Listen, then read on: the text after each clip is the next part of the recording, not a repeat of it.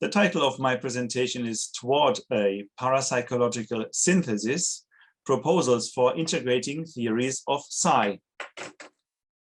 And why am I talking about that? Well, during the recent years, I heard several claims, both from within and without the parapsychological community. And these claims, they go something like that. So there's a lack of theory in parapsychology, and this lack of theory prevents parapsychology from being accepted as a real science. And there's also no progress with regard to parapsychological theorizing. So I thought, well, I have a few thoughts on that that I might just present to you in my present talk. And I think it's important, first of all, to realize that there is actually no shortage regarding theories of psi.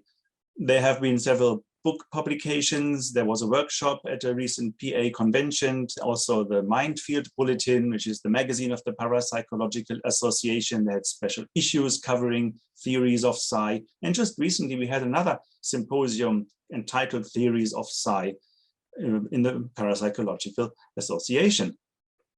Nevertheless, when following these discussions, it was my impression that all the people that present their theories, they do so in kind of a disconnected way, and the theories stand largely by themselves. And yeah, they largely represent disconnected approaches. And I'm now thinking, I was thinking, is there a way that we can change that? And so I was thinking, yes, there is a time for a parapsychological synthesis. And what I will be presenting to you is, of course, my personal view. And I take advantage of a certain theory that is called the evolutionary synthesis. And this was developed in biology quite a few decades ago. But I think it's still valuable to have a look at that and what we can perhaps learn from this process that led to the formation of this theory. Okay, so what is the evolutionary synthesis?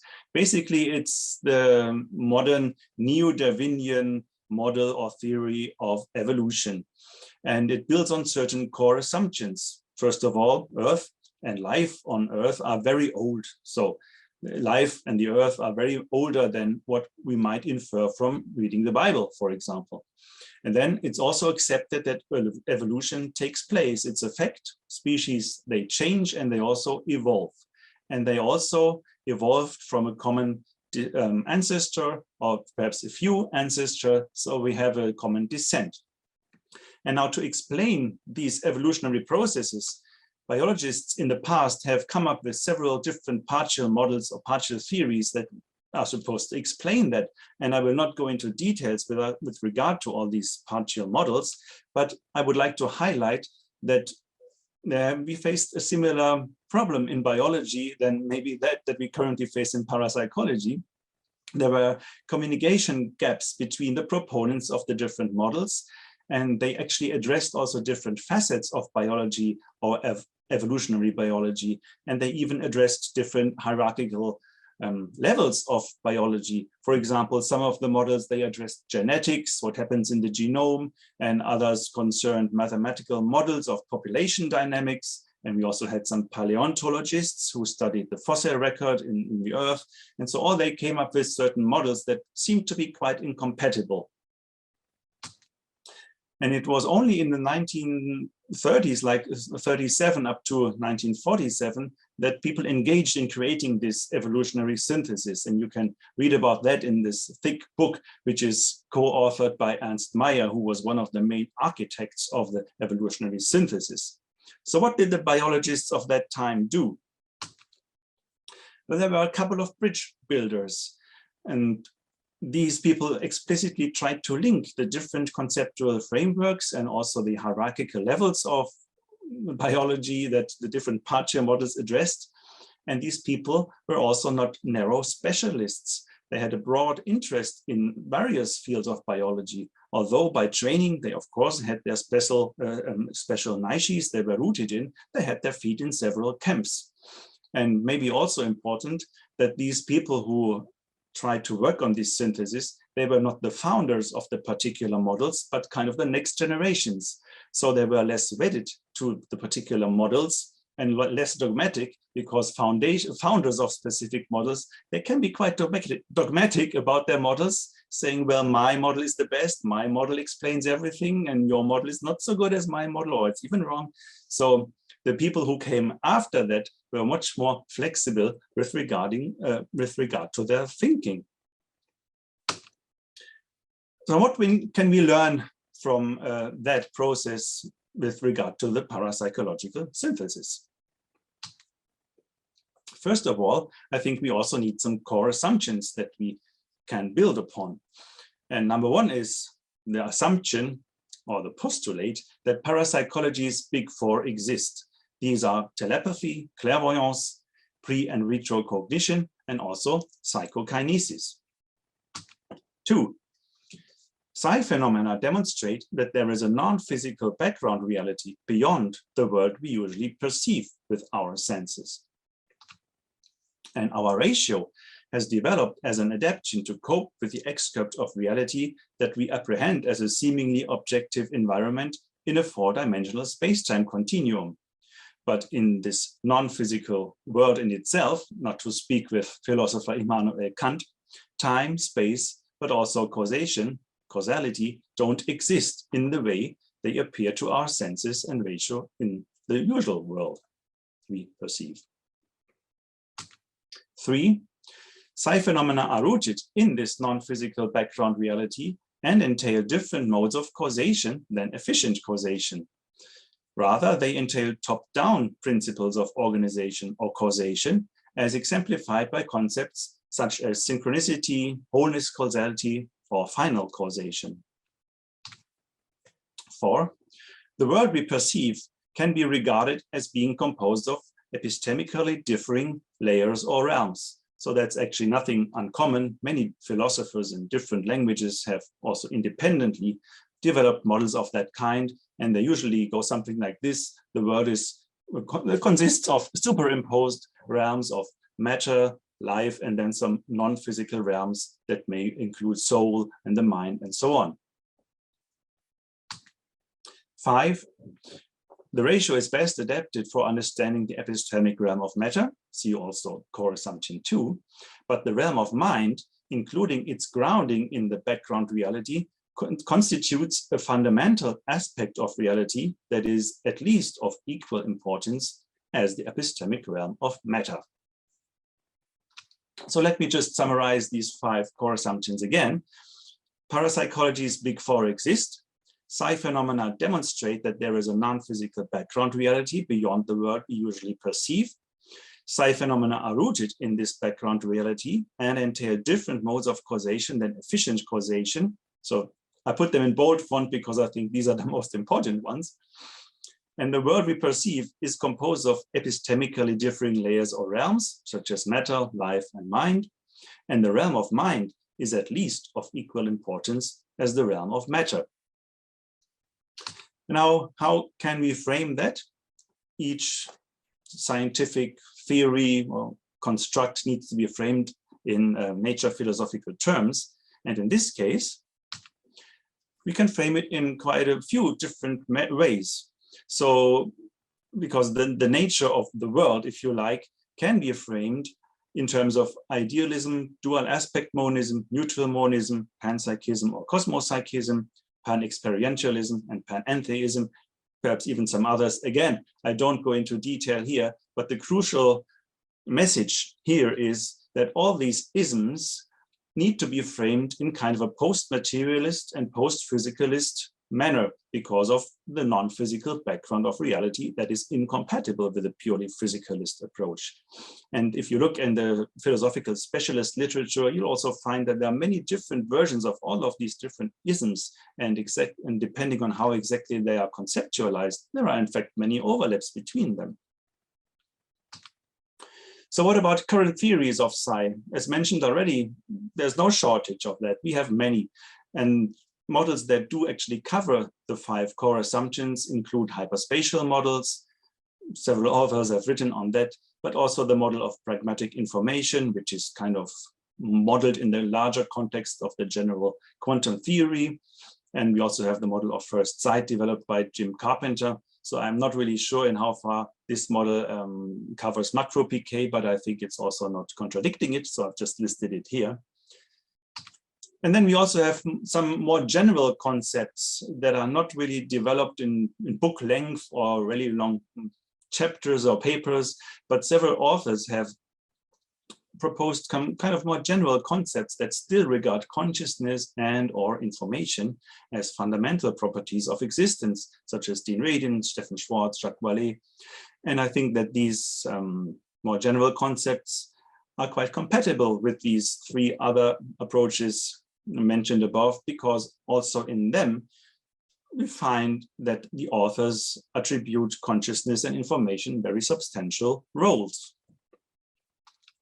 We also have some more partial models, such as the consciousness-induced restoration of time symmetry developed by Dick Bierman. Many people have written on precognition already, and even on mind-body dualism. So there are many different approaches. And needless to say, there are also some incompatibilities, and this is important because we have to deal with them. For example, in the model of pragmatic information, it is assumed that psi excludes signal transfer. With psi, you cannot transmit any information in the classical sense. This is regarded as impossible for good reasons, but still, I wonder if that really always has to be the case, given that psi phenomena root in this non-physical background reality, which I assume to be very complex. Maybe also psi is very complex, and maybe there can also be modes of psi functioning that can work in different ways. Also, we have several different models of precognition, and some of them are obviously not compatible with each other, but perhaps we can still work towards some solutions about how to deal with these incompatibilities. So harkening back at the evolutionary synthesis, what the people did is, well, they relied on certain core assumptions, and then they got together and discussed the things, and they even sorted some of these partial models out. Models for which the data, the evidence was considered too weak, or that were only proposed by very few people, or maybe even one. So they kicked everything that didn't really seem to suit out of their overarching framework, which in this context proved to be fruitful as a first step. But it's still an ongoing dynamic process. For example, soft inheritance, which was kicked out of the evolutionary synthesis almost 100 years ago, has now been reintroduced because the evidence and the data have become stronger. So it's now an important part. And so things are always changing, and whatever we propose now is never something that is carved into stone. And this also applies to parapsychological synthesis. Now, if we look at the evolutionary synthesis, we still have some core assumptions. We have some really important models that the theory builds upon, and then some less important partial models. And maybe we can just formulate analogous models for the parapsychological synthesis. And let me just add a few words on mind-body dualism, because in the field of parapsychology, many people tend to regard this as kind of strange and obsolete and outdated approach. I don't really think so, and I'd just like to tell you why. Now, if you look at this triangle or this pyramid, which is supposed to symbolize our world, and we have at the bottom, we have a nature philosophical frameworks, and then we have, according to core assumption 4, different epistemically or different layers that differ epistemically or for our perception: matter, life, and soul, and the mind. And I think it is really important to choose appropriate isms or conceptual frameworks for the different layers of the world we perceive. For example, if we are investigating matter, as most of the hard sciences in the mainstream settings do, they very successfully entail causal efficiency, and they operate within a reductionist physicalist framework and bottom-up causation, which is very successful and adequate for dealing with matter. But if we deal with life, or even with consciousness and soul and the mind, as we often do in parapsychology, even in survival research, just think of cases of the reincarnation type or near-death experiences, I think there's no way around then considering dualist approaches. If you take reincarnation cases, some person dies, the brain and the body rots, but the memory somehow lingers on. It can appear somewhere else at a different location at a different time in another personality. And this is the case regardless whether we interpret this as a survival phenomena or even in terms of living agent psi. But the basic problem, the basic situation, if you like, is the same. The brain is gone, the body is gone, the information, the memories, personality traits linger on. And this is, by definition, a kind of dualism. And there's, in my opinion, no way around that. So we have to deal with that. We have to incorporate that somehow. And this entails new principles of organization, top-down causation, and so on. The important thing is that we are not dealing with a classical substance dualism in which mind and matter cannot really communicate each other. It's a relative dualism that also highlights that monism and dualism are not per definition exclusive to each other, depending on which organizational level of the world we are dealing with, there can be both valid. All right, I'm already coming to a close. Now, what can we do to advance the development of such a parapsychological synthesis? First of all, we need to engage in a continued active dialogue to address seeming incompatibilities and problems of partial models. And doing so, we need to avoid dogmatism. But we should also be very aware of the fact that controversies are very welcome and even necessary in science, as long as the overarching core assumptions are accepted. And this is what is happening all over the place. If you look at quantum theories, cosmologies, or even current evolutionary theories, there's many controversies still going on, but the overarching theory that holds the whole thing together, this is the thing that really needs to be agreed upon and needs to be kept in place. So we should focus on commonalities of different theories rather than highlighting subordinate differences between theories. So a majority of parapsychologists could or should speak with one voice and also give that overarching theory a name, because as the history of science has shown repeatedly, if you give something a name, be it a thing, an organism, or a concept, it creates kind of an entity with a distinct contour. And this makes it much better to discuss and to name and to frame this thing, this entity, and this will also enhance the visibility of this thing or this concept or this theory. And we should also, in my opinion, address limitations of our biologically conditioned ratio for understanding the mind-related world in itself. Trying to comply with mainstream approaches that focus on the epistemic realm of matter won't work with psi. So we should not strive to achieve similar amounts of replicability and repeatability and all these things. It's much more difficult with psi, and we should stress that. But all this is also no reason for regret, because parapsychology's exceptional significance lies in providing direct empirical evidence for the non-physical foundation of existence. That's something that mainstream science doesn't and cannot do. So the main message is that psi entails different modes of causation than efficient causation, which is again something that mainstream science doesn't do, but which I consider very important. So I'd like to close my little talk about this parapsychological synthesis with a word that was promoted by Jacques Vallée in a talk for the Parapsychological Association in 2018 and picked up by Gerhard Meyer just recently.